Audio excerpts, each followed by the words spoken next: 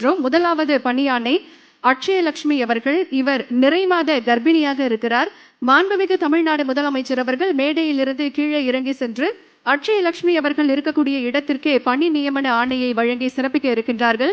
இவருக்கு இன்னும் 3 நாட்களில் பிரசவ தேதி அறிவிக்கப்பட்டிருக்கிறது. இவருக்கு 28ஆம் தேதி பிரசவ தேதி அறிவிக்கப்பட்டிருக்கிறது.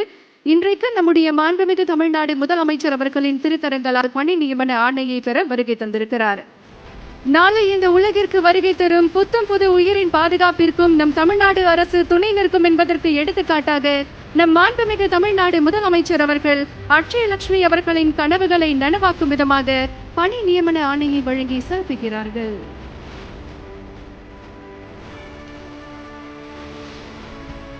ஒரு தாய் தன் குழந்தையை கைப்பிடித்து வாழ்க்கை பாதையில் நடத்திச் செல்வது போல தமிழ்நாடு அரசும் பெண்களின் கனவுகளுக்கு கரம் கொடுத்து சாதனையின் உச்சிக்கு கொண்டு செல்கிறது.